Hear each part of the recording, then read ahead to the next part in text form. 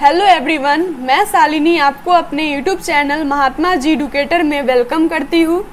तो पिछले वीडियो में मैंने इंडियन सिविलाइजेशन एंड कल्चर के राइटर महात्मा गांधी के बारे में बतलाया था एंड आज हम लोग अपने चैप्टर पे चलेंगे जिसका हम लोग समरी देखेंगे। ये समरी देख लो आप लोग, अच्छी तरह से आपका पूरा चैप्टर कवर हो जाएगा। तो चलिए चलते हैं। तो पहले हमारा टाइटल है इंडियन सिविलाइजेशन एंड कल्चर, यानी भारतीय सभ्यता एंड उसकी संस्कृति, जो कि महात्मा गांधी के निबंध यानी कि उन्हीं के एस्से से लिया गया है। तो चलिए हम स्टार्ट करते हैं। The extract Indian civilization and culture focuses on Indian civilization which is peerless, यानी कि इंडियन सिविलाइजेशन एंड कल्चर में अतुल्य एवं अनुपम भारतीय सभ्यता पर प्रकाश डाला गया है। यहाँ पे पीयरलेस मीन्स याद रखो आप लोग, पीयरलेस मीन्स क्या होता है? तो पीयरलेस मीन्स होता है अनुपम या फिर अतुल्य। तो इसका मतलब हुआ इंडियन सिविलाइजेशन एंड कल्चर में अतुल्य एवं अनुपम भारतीय सभ्यता पर प्रकाश डाला गया, यानी इंडियन सिविलाइजेशन पे प्रकाश डाला गया है इस इंडियन सिविलाइजेशन एंड कल्चर में।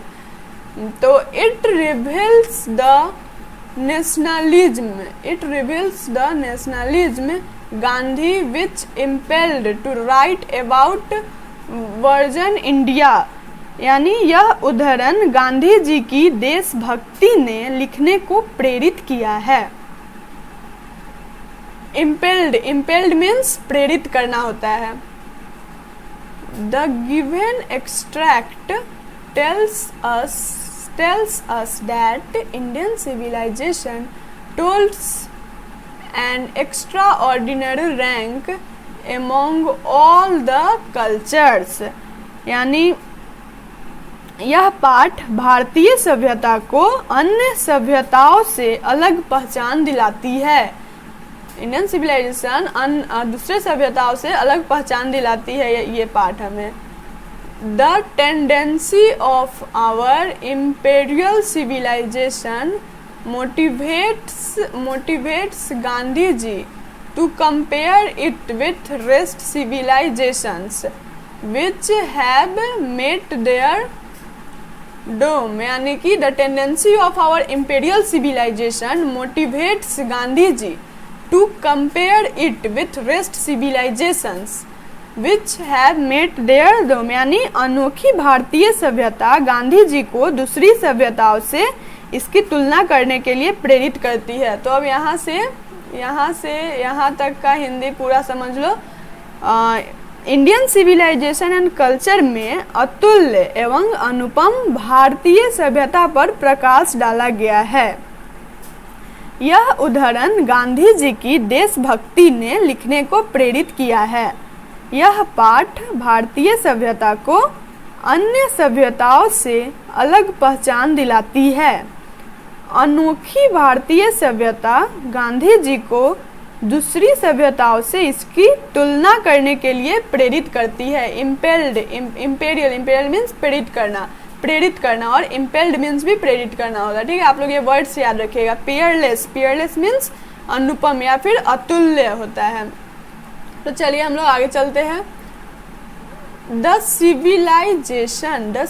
सिविलाइजेशन मीन्स सभ्यता। The civilization of India cannot be vanquished at any cost, यानी भारतीय सभ्यता की तुलना अन्य सभ्यता नहीं कर सकती है।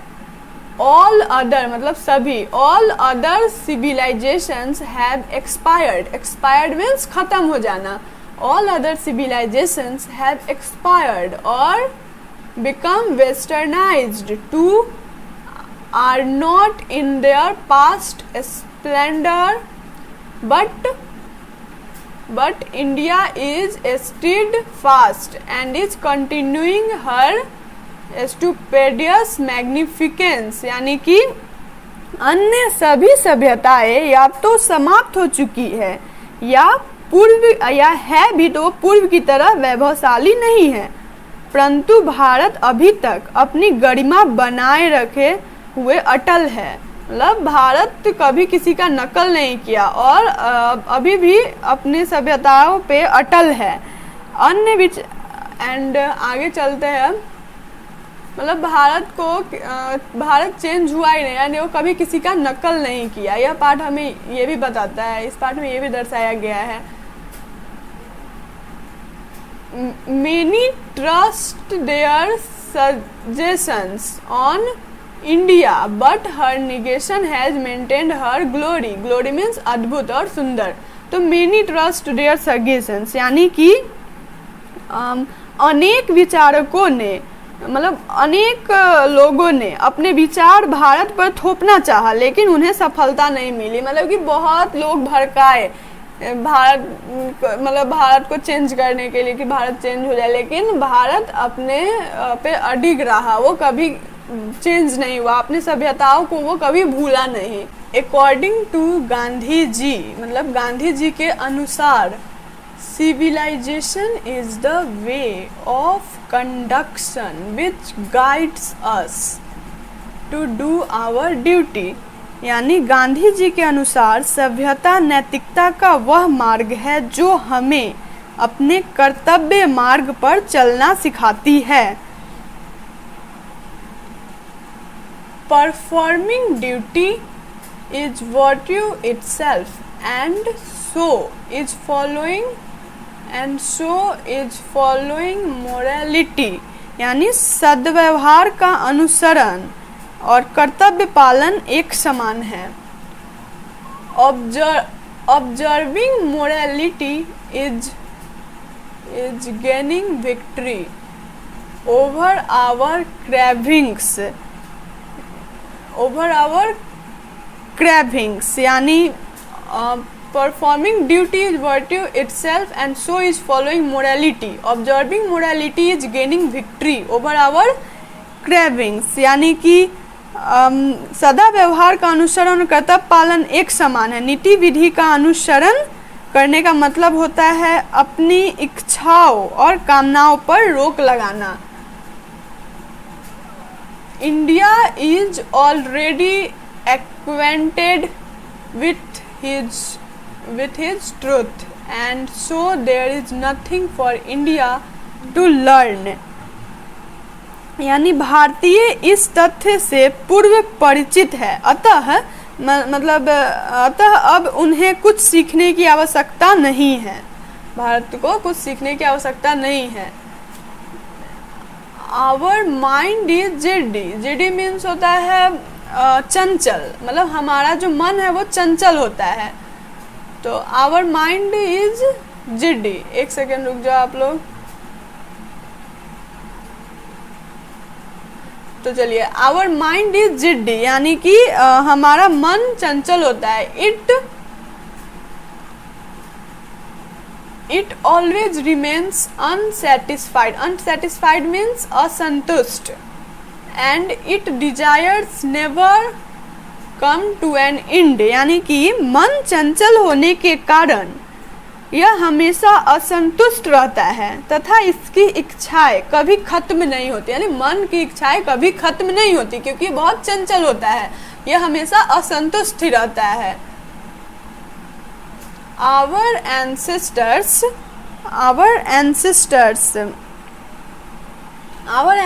मतलब ancestors means पूर्वज, kept control on their passions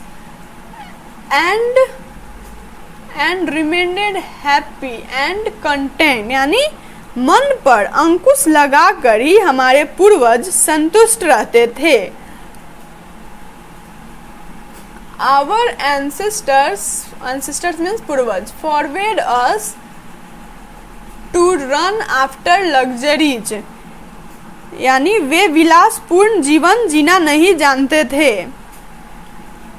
They knew we can be happy and healthy with the use of our hands and feet। मतलब हमारे पूर्वज जानते थे कि हम लोग हैप्पी और सुखी और स्वस्थ कब रह सकते हैं, जब हम लोग अपने हाथ पाँव का प्रॉपर तरीके से यूज करेंगे तब।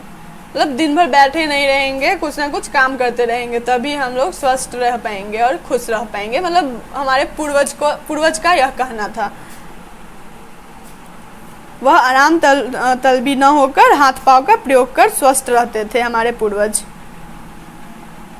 चलो आगे देखते हैं क्या। They didn't prefer cities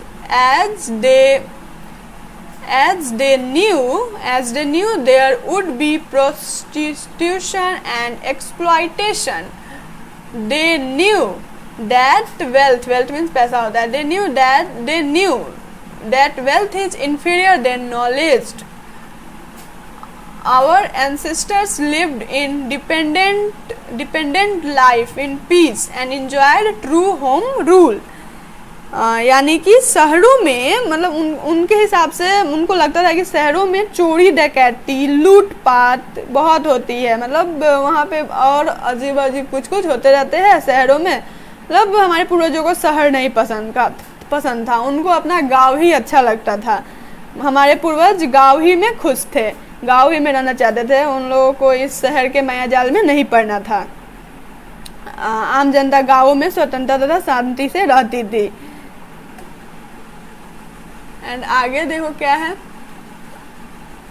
the Indian civilization promotes the dignity of being.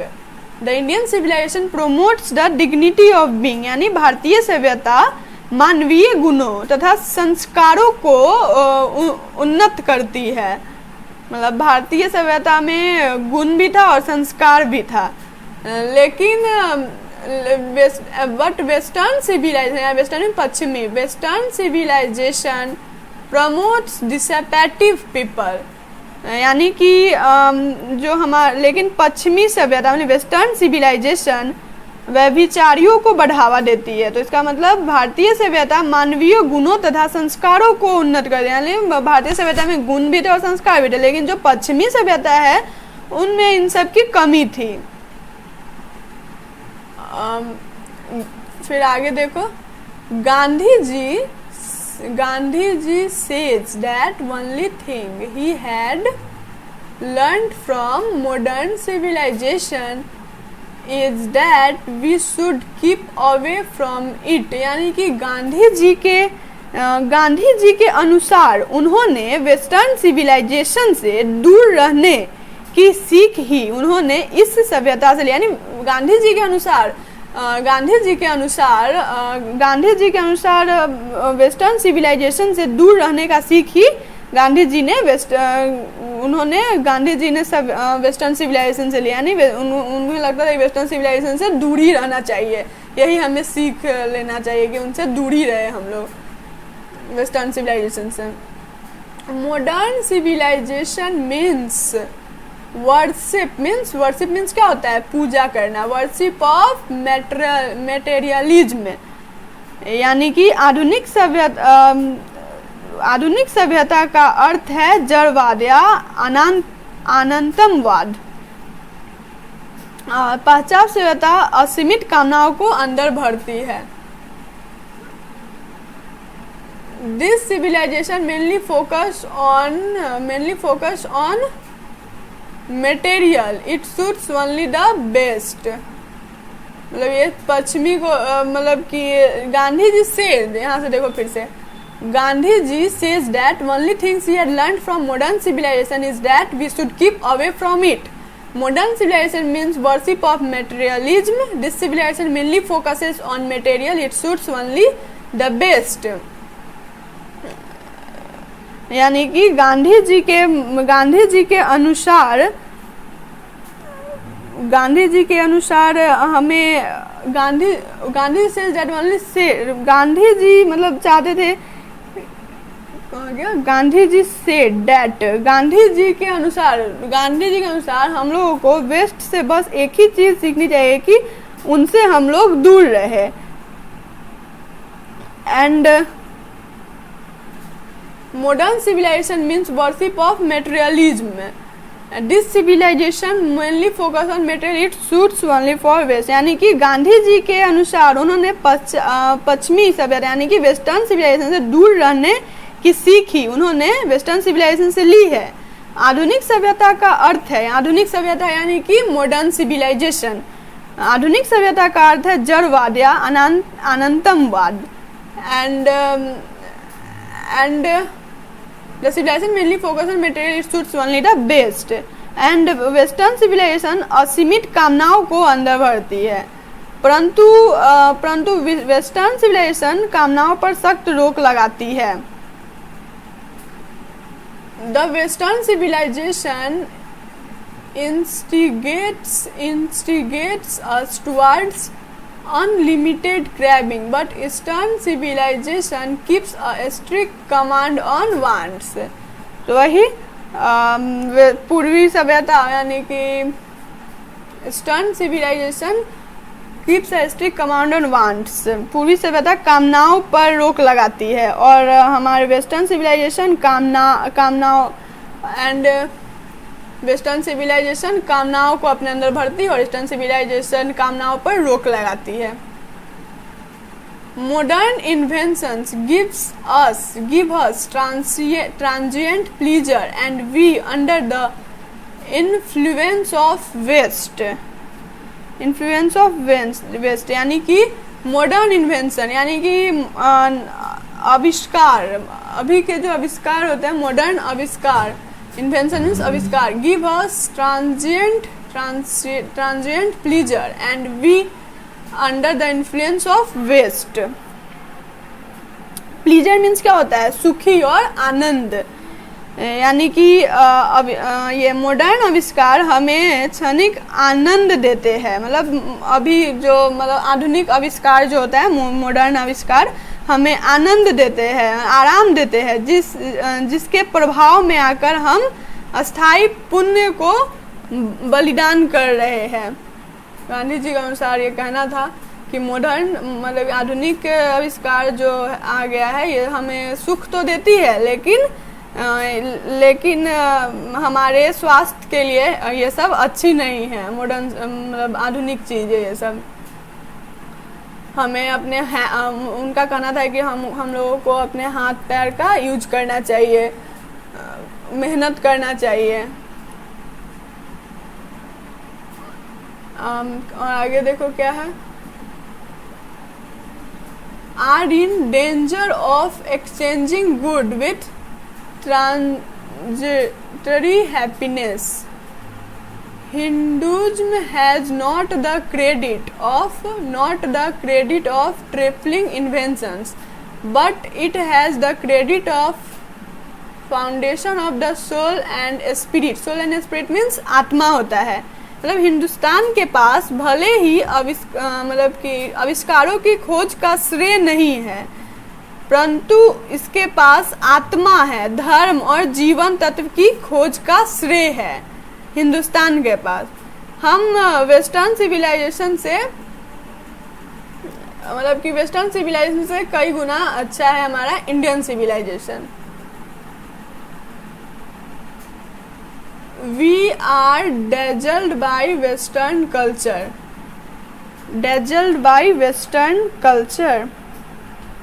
Dazzled means क्या होता है, चकित करना।